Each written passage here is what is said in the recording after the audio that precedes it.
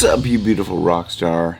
It's Jim Chandler here with another Monday Mindset Motivation. Are you afraid to sing for other people? Well, hopefully this video is going to help you, because my intention with this is that I'm going to share some ideas with you that may help you to put it all into perspective. That's my intention with this video. I hope I hit it on the mark, because some of this stuff is going to go quite deep. And the reason is because I spend a lot of my time with philosophy and things about workings of the mind, because I'm so fascinated with the workings of the mind, the power of the mind, our mental processes.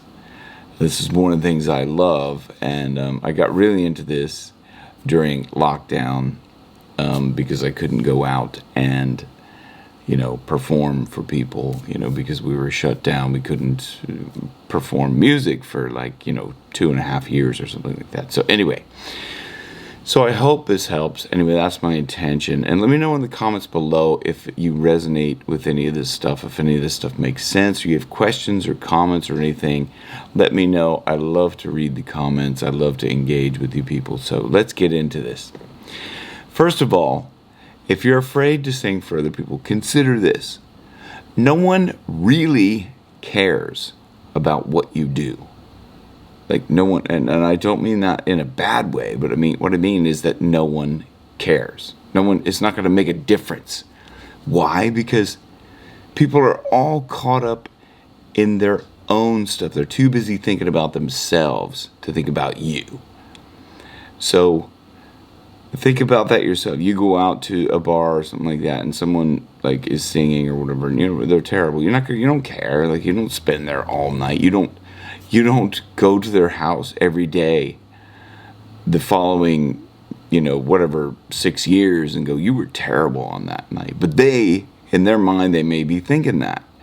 The same as you might be doing, because I know I've been plagued with that in the past until I started realizing that no one really cares. Now, I didn't fully haven't realized this yet, because there's still things that I get afraid of, or I get there's a resistance to doing some of these things, like these videos. Sometimes I have a huge resistance to doing the videos, and the big reason is because I enjoy being in front of crowds. I enjoy performing for crowds, but when I'm talking to a camera, trying to pretend it's people on the other side of this, as hard as I try to do that without, actually seeing and feeling that vibration, that engagement of the people, it is extremely difficult for me to do this. Plus, I get that what's called the red light syndrome. Okay, this happened with my music career when I was recording stuff with my original band. The moment that red light would go on, I was not as good as I would have been live. And I know that. I listen back to these and I'm I know that was because I'm thinking about it. I'm in my head thinking I gotta sing well, instead of just letting it out. It's in the same way of I was thinking about this earlier. It's thinking of you're attached to the outcome. For the recordings that we did, I was always attached to the outcome, not the process. I want this to really be good. I want it to be good because it's going to be, say, for example, on this, it's going to be on YouTube for however long I leave it up, or until YouTube, decides to delete them, or the world ends, whatever comes first. Pick your choice. But in thinking about that is when I'm performing live, it's it's a moment in time, even if somebody's videoing, I don't have that concept of oh my gosh, they're videoing and I better think long term for the camera, because I'm too busy. I'm not busy, but I'm caught up in the moment. Anyway, that's just my experience with that. Maybe that will resonate with you. So anyway, people are just too busy thinking about themselves, the other stuff. Why is that? Because we all get in our own self-importance. We think about ourselves so much more than we think about anybody or anything else. It's always how do I look? How does this look on me? Your friend comes over and you're getting ready to go out, and you're like, how does this look on me? How's my hair? How's this? How's that? Blah, blah, blah. All these things, And that's a reason why people don't listen. And I'm saying this even from my own perspective, like, is when you're in a conversation, have you ever thought of, like, you just want to ask somebody about something so you can comment, or when you hear that response, you don't listen the whole way through. Your mind, and this is like everybody's mind, it's not just you, it's not just me, it's everybody. We're listening to respond to something because we think our ideas are incredible. We want to influence them. We want to convince someone else that we're right, or that we know something. And so that's what I mean by that whole self-importance, and that nobody cares because they just care. They're too busy thinking about themselves and too busy about thinking about how to respond to something and what they can bring to the table to be right about something. People really enjoy that. And I see that in the comments all the time. People want to be right about something. And for me, it's like, I don't know, argue about that. I mean, so maybe you're right. I mean, even if I think that they're wrong, I'm not going to argue that, you're wrong or whatever. I mean, I have it jokingly occasionally, but if you are one of those people that I've replied to, one of the very few, I think probably 5 people anyway I've replied to, with they have some kind of, but it's not a really horrible negative comment. It was just kind of somebody spelled "you're wrong," and I just replied back. She said "you're wrong," and she said "YOUR," or wait, yeah, instead of the apostrophe. Anyway, I was being the pronunciation. I think it was a she. I don't know. I don't remember now even. So the other thing I wanted to mention is that, and this came from a talk from a guy named Werner Erhard, who's, I think some of the talks, look up some of the talks on YouTube, some of the talks from Werner Erhard are pretty spectacular, making you really question things, and I love them. That's from a philosophy perspective. I love that and he talks about questions that aren't looking for answers, questions that are just merely looking for you to investigate a possibility in your mind. And that's really what I want to try and bring to these videos a bit more, is not just saying, you should do this, you should think that, or you should, because I think that's prescriptive stuff, and I don't like should. I see that a lot because I watch a lot of videos on YouTube about anything, particularly other vocal coach videos where this is what you should practice every day. Well,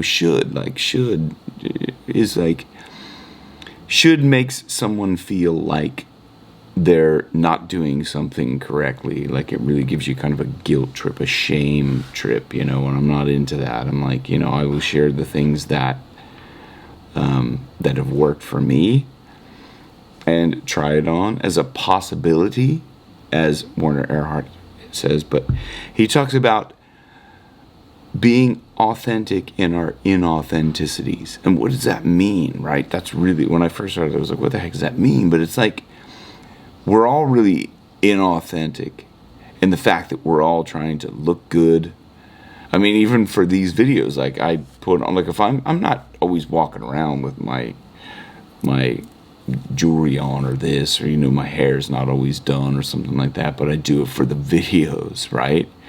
And that's me right now I'm being honest about that inauthenticity. If I was to show up like I look throughout the rest of the day, I don't even know what people would think. But if I was just to be completely authentic in that, would anybody care? No, probably not, because you're too busy thinking about yourselves. That's fine. Have a little cup of tea and enjoy that.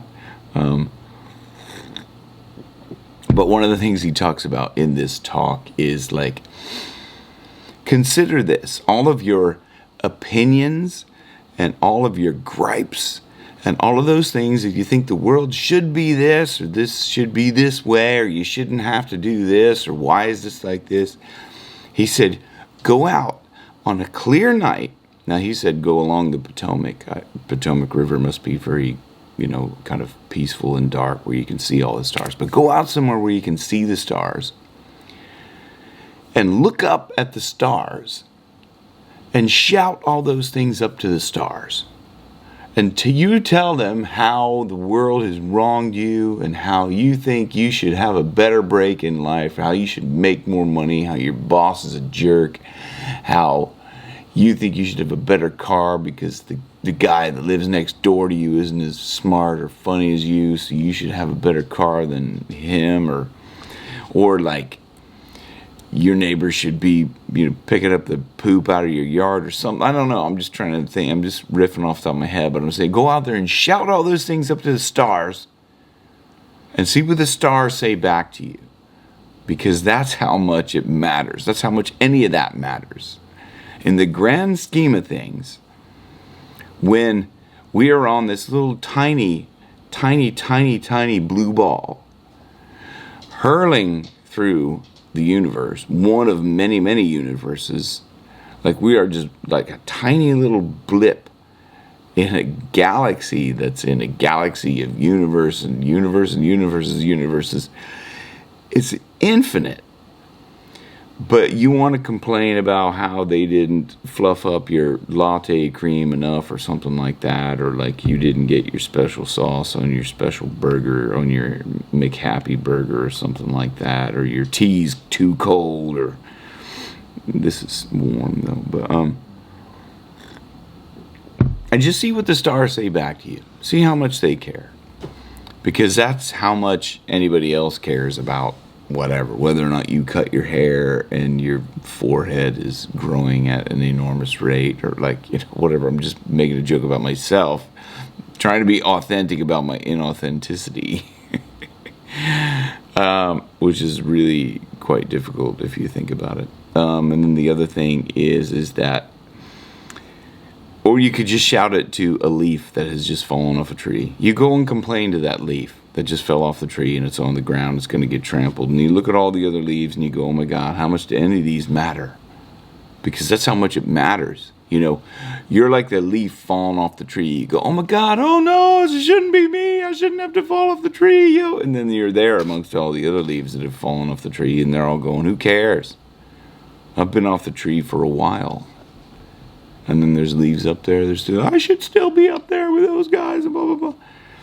That's as much as it matters. That's as much as any of us really matter in the grand scheme of things. So if you're afraid to sing for other people, or if you're afraid to do anything, make a video for YouTube, make a post of you like playing guitar and singing. If you're afraid to do any of that, just consider that nobody really cares. Especially when I first started doing YouTube videos, I was like, nobody's gonna watch this anyway. I don't care. And one of my first videos that I did is like one of the highest videos. It's probably because I just nobody's gonna watch this. Nobody cares. I'm just gonna put it up there. Who cares? And I was like, and I wasn't attached to the outcome, which I think is maybe why, I don't know, maybe why it resonated or something. But I want to share a quote from this Yogi Tea, because I love these. You probably can't see it. I don't even know why I'm actually putting it up here. But the quote from here is, and I always read, well, not always, but sometimes I read these because I think I get a nudge from the universe saying there must be a message in this. And if you're afraid to do something or put yourself out there, I was thinking about that when I was making this tea, like how am I going to, what about this video? What am I going to say? And this says, we can always start again. Hopefully you can see that, because I don't want to spend too much time editing this. Anyway, listen. I'm going to drink this because if it gets too cold, then I'm going to have to complain to the stars or the leaves. So I hope this has helped you. Don't be afraid to do anything, because no one cares. I mean, I care deeply for you because I love you unconditionally. And I feel like I'm kind of talking to this camera, but I'm somehow reaching through this camera to give you a big old hug because I care. And I love you unconditionally. Rock your best, Focus where your best keeps getting better. See you on the next one. Thank you.